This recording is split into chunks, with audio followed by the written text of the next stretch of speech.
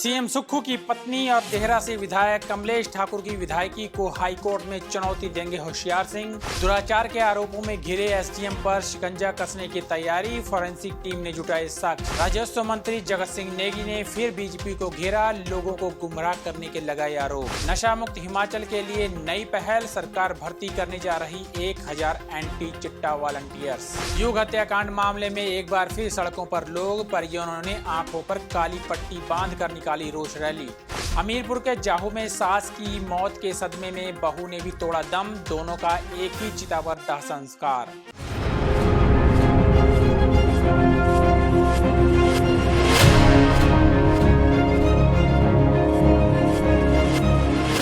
नमस्कार, पंजाब केसरी टीवी देख रहे हैं आप। मैं मदन हाजिर हूं प्रदेश की बड़ी खबरों के साथ। चलिए डालिए नजर हिमाचल पर। पहली खबर का रुख करते हैं। हिमाचल प्रदेश की देहरा विधानसभा उपचुनाव की राजनीति अब अदालत तक पहुंच गई है। जुलाई 2024 में भाजपा उम्मीदवार होशियार सिंह को हराकर विधानसभा पहुंचने वाली मुख्यमंत्री सुखविंदर सिंह सुक्खू की पत्नी कमलेश ठाकुर की जीत को अब हाईकोर्ट में चुनौती देने की तैयारी की जा रही है। भाजपा प्रत्याशी होशियार सिंह का आरोप है कि चुनाव जीतने के लिए कांग्रेस सरकार ने आचार संहिता का उल्लंघन किया और कांगड़ा केंद्रीय सहकारी बैंक के माध्यम से महिला मंडलों को बजट जारी किया। साथ ही 1000 महिलाओं को इंदिरा गांधी प्यारी बहना सुख सम्मान निधि योजना के तहत राशि सीधे उनके अकाउंट में दी गई। होशियार सिंह का कहना है कि उनके पास इसके दस्तावेजी प्रमाण मौजूद हैं। बता दें कि इससे पहले होशियार सिंह ने राज्यपाल को पत्र भी लिखा था और कमलेश ठाकुर को 6 साल के लिए अयोग्य ठहराने की मांग की थी। अब अगर यह मामला हाई कोर्ट पहुंचता है तो आने वाले दिनों में प्रदेश की राजनीति पर इसका खासा असर दिख सकता है। बढ़ते हैं अगली खबर की ओर। जिला ऊना में दुराचार के आरोपों से जुड़े बहुचर्चित मामले में जांच तेजी से आगे बढ़ रही है।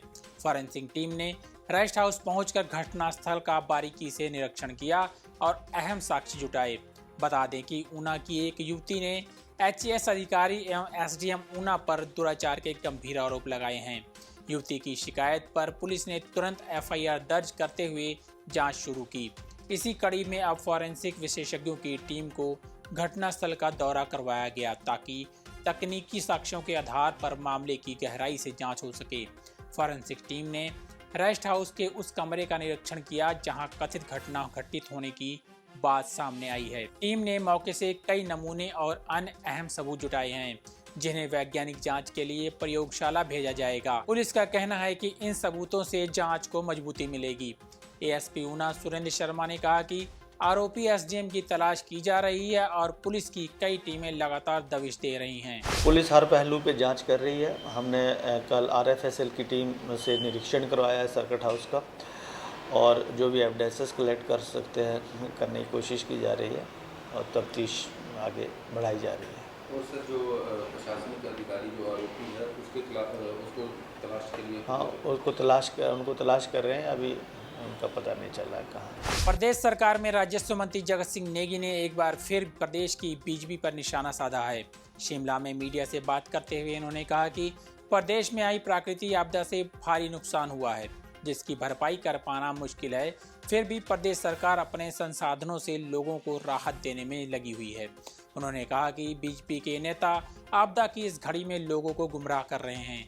नेगी ने कहा कि बीजेपी के नेता बताएं कि केंद्र से कौन सा पैसा प्रदेश को मिला है जिसका वो ढिंढोरा हर जगह पीट रहे हैं, जबकि अभी हाल ही में पीएम मोदी ने जो 1500 करोड़ रुपए देने की बात की थी उसमें से भी अभी तक एक फूटी कौड़ी नहीं आई है। तो फिर किस बात का केंद्र का धन्यवाद किया जाए। प्रदेश में बहुत ज़्यादा नुकसान जो है सड़क संपर्क का हुआ, लोगों के बाग बगीचों का हुआ और इस त्रासदी में केंद्र की कई बार टीमें आकर मौके पे मूल्यांकन भी किया, परंतु राहत के रूप में जो शीघ्र मिलना चाहिए था वो अभी तक भी हमें जो है प्राप्त नहीं हुआ। ये अलग बात है कि हमारे देश के प्रधानमंत्री हिमाचल का दौरा भी किया। उन्होंने 1500 करोड़ जो है राशि हिमाचल को राहत में देने का ऐलान भी किया, परंतु तब से लेके अभी तक हम जो है इंतजार में है कि ये 1500 करोड़ रुपए कहाँ से और कब हमारे हिमाचल को प्राप्त होगी। मुझे तो ये लगता है कि अब ये भाजपा के जो नेतागण है ये बताएं ये पैसा दिल्ली से क्या सड़क रास्ते आ रहा है या कहीं ट्रेन में है या बैलगाड़ी में आ रहे हैं या हमें जाना पड़ेगा, तो बताइए, हम भी इनके साथ जाकर इसको जो है उठा के ले आते, कहाँ रखा हुआ है। हिमाचल प्रदेश में नशे के खिलाफ जंग को और मजबूत बनाने के लिए सरकार ने एंटी चिट्टा वॉलंटियर्स योजना शुरू की है। मुख्यमंत्री सुखविंदर सिंह सुक्खू की घोषणा के अनुसार इस योजना में 1000 स्वयंसेवक तैनात किए जाएंगे। ये वॉलंटियर्स पुलिस, जनता और अन्य हितधारकों के बीच मजबूत सहभागिता सुनिश्चित करेंगे। वॉलंटियर्स नशे के दुष्प्रभावों के बारे में लोगों को जागरूक करेंगे, संदिग्ध गतिविधियों की जानकारी पुलिस तक पहुंचाएंगे और स्कूलों, कॉलेजों व समुदायों में रैलियों, नुक्कड़ नाटकों और सोशल मीडिया अभियानों में भाग लेंगे। प्रभावित व्यक्ति को परामर्श और पुनर्वास केंद्रों से जोड़ना भी इनकी जिम्मेदारी होगी। सरकार ने बताया कि स्वयंसेवकों की पहचान पूरी तरह गोपनीय रखी जाएगी और संवेदनशील मामलों में सुरक्षा भी प्रदान की जाएगी। उन्हें 2 दिवसीय प्रशिक्षण कार्यक्रम भी दिया जाएगा, जिसमें एनडीपीएस एक्ट और पुलिस प्रक्रियाओं की जानकारी शामिल होगी। मुख्यमंत्री ने कहा कि इस पहल का उद्देश्य नशा मुक्त हिमाचल का सपना साकार करना है। बहुचर्चित युग हत्याकांड मामले में एक बार फिर से लोग सड़कों पर उतर आए हैं और न्याय की गुहार लगाई जा रही है। मंगलवार 23 सितंबर को युग हत्याकांड मामले में हाई कोर्ट ने 3 दोषियों में से 2 की फांसी की सजा को उम्र कैद में बदल दिया और 1 को रिहा करने के आदेश दिए हैं, जिस पर परिजनों ने नाराजगी जाहिर की है। परिजनों ने फैसले के विरोध में आंखों में काली पट्टी बांधकर सीटीओ से शेरे पंजाब तक रोष रैली निकाली और मामले में फैसला सुनाने वाले न्यायाधीशों के खिलाफ नारे लगाए। युग के पिता विनोद गुप्ता ने कहा कि युग की हत्या के इतने साल बाद भी उन्हें कोर्ट से न्याय नहीं मिला। हाई कोर्ट ने जो फैसला दिया है उससे साबित होता है कि कानून सच में ही अंधा होता है। इसलिए आज आंखों पर पट्टी बांधकर फैसले के विरोध में प्रदर्शन किया गया है। हत्याकांड में एक दोषी को कोर्ट ने किस आधार पर बरी किया है वह समझ से परे है, जबकि हत्याकांड में वह भी दोषी था।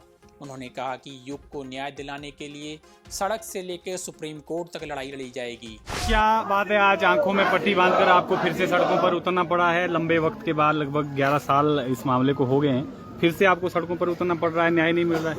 न्याय के लिए अंधा कानून है, इसलिए आंखों में पट्टी बांधी है। हमें इंसाफ नहीं मिला, इसीलिए हमने पट्टी। अगर इंसाफ मिल गया होता तो हम पट्टी ना बांधते। हमें पता चला कि आज अंधा कानून हो गया। कानून बिक रही है।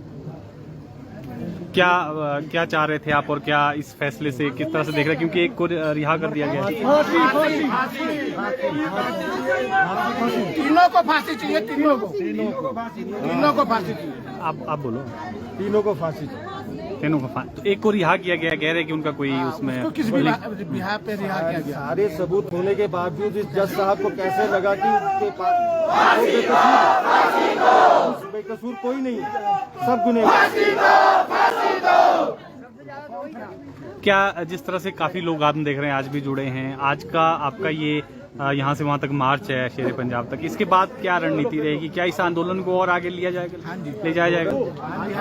बिल्कुल लिया जाएगा। इंसाफ नहीं मिलेगा तो आगे तक लिया जाएगा। सुप्रीम कोर्ट भी जाएंगे? हाँ जी, सुप्रीम कोर्ट जाएंगे। सुप्रीम कोर्ट जाएंगे।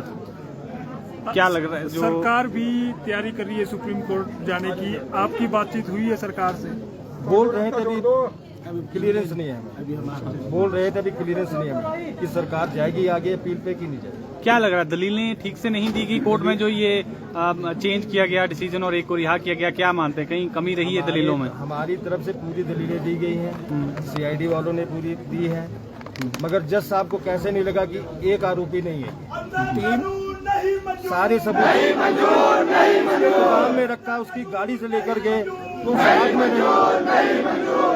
मोबाइल रेंज उसके मिल रहे हैं, सब कुछ।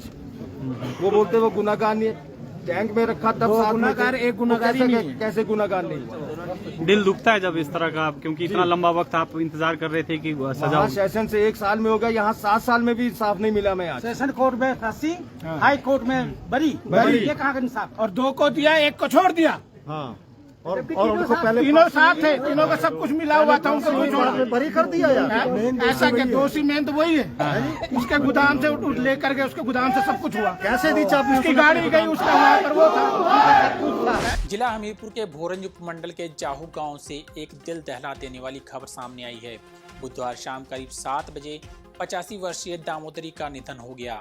कुछ दिनों से अस्वस्थ चल रही दामोदरी के निधन के तुरंत बाद बहू रमेशा देवी सास के शव से लिपटकर रोने लगी।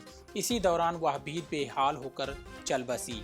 स्थानीय लोगों के अनुसार सास और बहू के बीच गहरा प्रेम था और सास की मृत्यु का सदमा बहू सहन नहीं कर पाई।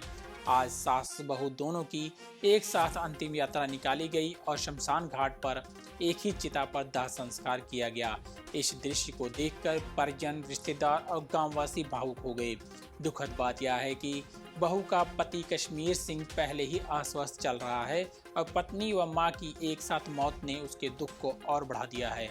आज के बुलेटिन में इतना ही। कल फिर मिलेंगे, तब तक बने रहिए पंजाब केसरी टीवी के साथ।